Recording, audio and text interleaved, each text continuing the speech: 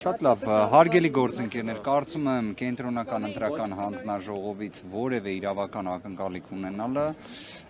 դա ողջամիտ չէ, դա նույնիսկ միամտություն էլ չէ, չգիտեմ։ Այս կառույցը կարծում եմ իրապես որևէ մի իրավական հենք չի ուզում պահել,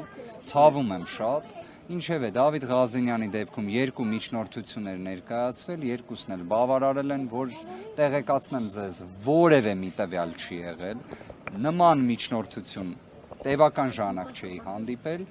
շուրջ 12-13 օր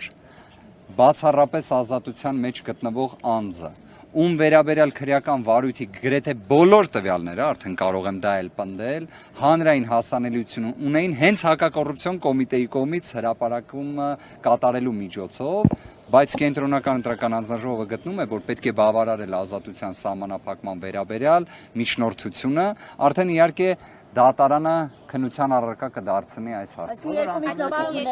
Այո, երկու միջնորդություններ, քրեական հետապնդում հարուցելուն համաձայնություն տալ, մի հետաքրքիր հանգամանք էլ ասեմ ձեզ։ Խորին հարգանքով ցանկացած աշխատանքին, բայց այո, զուտ ուղղակի որ աշխատանքը ընդգծեցիք, դրա համար ուզեցա նշել, մի հետաքրքիր հանգամանք էլ նշեմ, ձեզանից որևէ մեկը կարծես դրանից տեղեկացված չէր, մեղադրանքը վերաբերում է նախապատրաստությանը։ Ընտրակաշարք տալու նախապատրաստություն։ Այո, նախապատրաստություն։ Չգիտեմ, անկեղծորեն չգիտեմ ինչն է, որովհետև մեղադրանքից ընդհանրապես դա հասկանալի չէր, բայց ստացվում է մեղադրանքը նախապատրաստության մասին է, մեղադրանքի բովանդակությունը բացառապես կարելի է համարել քաղաքական նպատակ ունի, բովանդակությունն էլ բացակայում։ Այսինքն ես նման միջնորդություն չէի տեսել։ Ամեն դեպքում գործունեությանս որոշակի փորձը վկայակոչելով կրկին եմ ուզում ասել, ես նման միջնորդություն չէի տեսել, ես չեմ տեսել դեպք, որ անձը հենց քննչականի նախաձեռնությամբ գործի բոլոր հանգամանքները իմանա։ Հիմա լրագրողներից մեկը արդեն վկայակոչում էր գործով առանցքային կարգավիճակ ունեցող անձին։ Դրա մասին գիտեն բոլորը։ Դրա մասին գիտի Ղազենյան, այո, դա է։ Ղազենյան Դավիթը շատ լավ տեղեկացված էր դրա մասին։ Ոչ խոչընդոտել է, ոչ թաքնվել է, ոչ առավել եւս նորանցանք է կատարել։ Մի կարևոր հանգամանք էլ նշեմ, քանի որ միջնորդությունը ներկայացվել էր հեռավոր 2026 թվականի հունիսի 6-ին, այս միջնորդության մեջ օրինակ վկայակոչվում էր, որ դեռ հունիսի 7-ին ընտրություններ են լինելու։ Շատ կարևոր էր դա, ամեն դեպքում կարծում եմ շատ բարձր իրավաբանության նշաձող է սահմանված, իսկ հերթական անգամ նվաճում է իրավաբանության կործանման նոր նշաձողերը։ Իսկ այս միջնորդության շրջանակներում գործի այսպես էությունը քննվեց, օրինակ Դավիթ Ղազենյանի դեմ ցուցմունք տվող ոչ մի տվյալ չկար,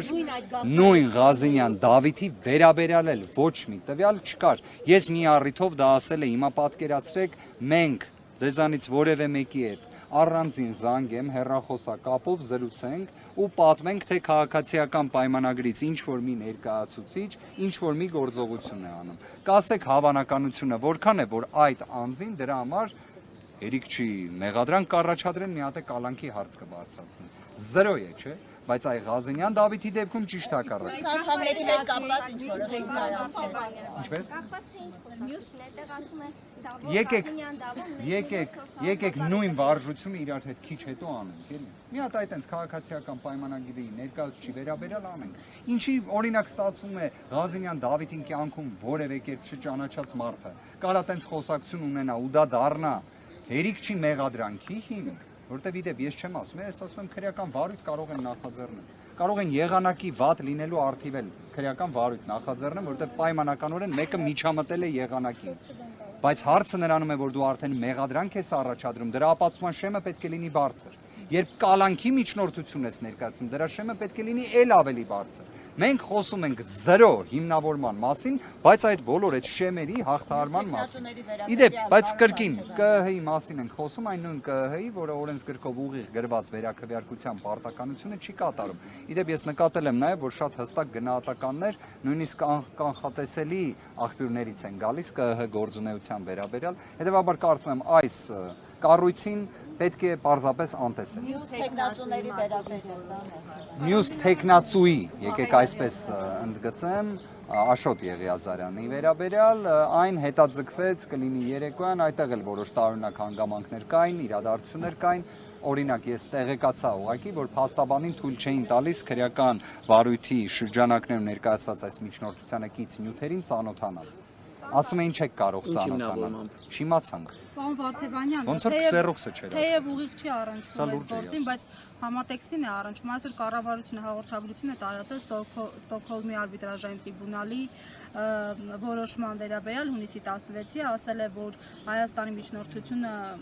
արբիտրաժային գործով բավարարվել է վարույթի երկատման մասով, ինչ տեղեկություն ունեք, ինչի մասին է խոսքը։ Առաջին անգամ եմ լսում, ես կարծեցի ուղղակի հերթական անգամ հայտարարում են, որ Ստոկհոլմի արբիտրաժի որոշումը օրինակ չեն կատարում։ Միգուցե վերստին դա են ուզում արձանագրել, դա էլ գիտենք։ Դրա բացասական հետևանքներն էլ ի վերջո վաղ թե ուշ տեսնելու ենք, ցավով եմ դա ասում։ Երևի թե այսքանը։ Այդ վարույթով մեկը հարցաքննվել է։ Անկեղծորեն որքանով որ պատկերացնեն դա անհնար է, որ չլինեն հարցաքննված անձինք, դրա շրջանակներում կան նաև ինտենսիվ խափանման միջոց կիրառված անձինք, բայց ոչ կալանքի տեսքով, կարծես մեկ անձի նկատմամբ միգուցե, բայց մնացյալ հանգամանքները եկեք շատ չբացահայտեմ, ուղղակի եւս մեկ անգամ արձանագրեմ, որ Ղազինյան Դավիթի վերաբերյալ որևէ տվյալ չկա։ Հիմա հաջորդի քայլերը, պատրաստվում է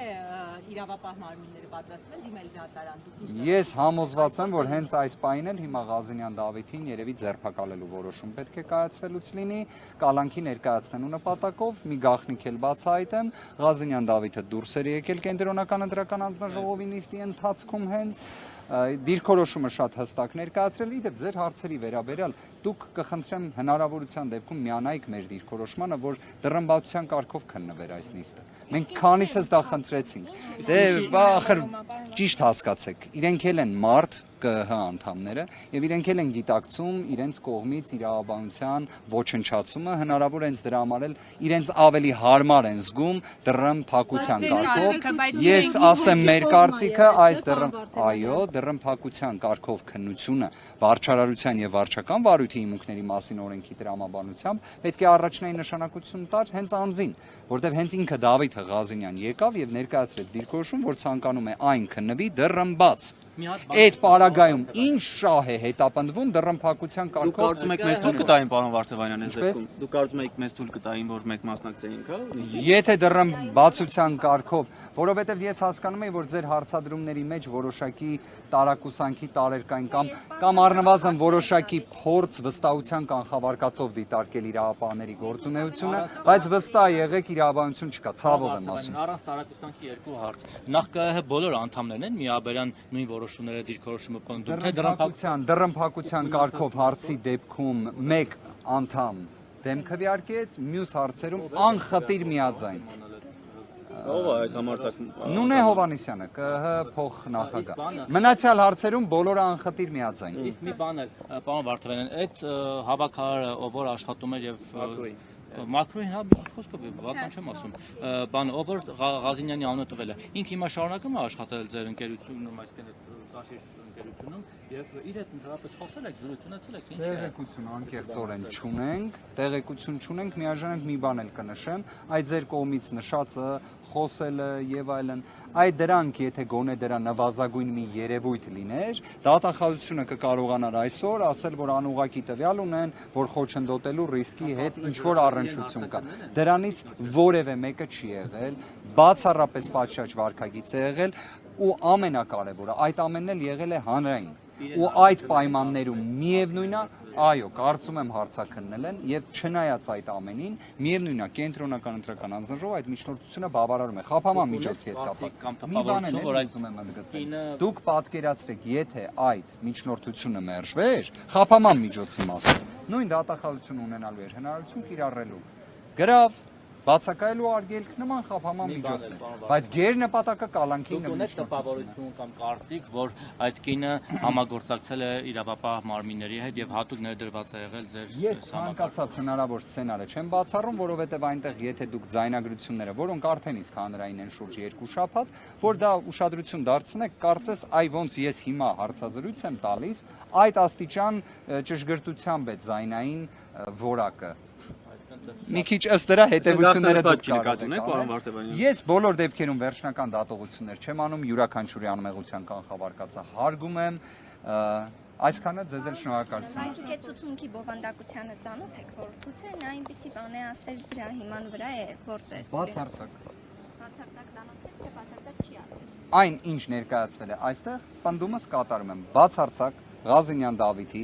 հիշեցման կարգով նախապատրաստության վերաբերյալ որևէ մի առնչությունը հաստատող տվյալ չի եղել։ Ես ուղղակի դռնփակ կարգով քննվող նիստի մանրամասներ չներկայացնեմ, բայց ամեն դեպքում հավատացած եղեք այս իմ դիրքորոշումը, որ ներկայացնում եմ, առավել քան համոզիչ է եղել։ Այլ հարց, որ դրա վերաբերյալ վերջում գնահատականը ԿԸՀ-ի հիշեցման կարգով դե իրենք սևը սպիտակով գրված վերաքվեարկության պարտականությունը չեն ապահովել, էլ ինչի մասին ենք խոսում։ Շնորհակալ եմ, լավ օր ժողովուրդ։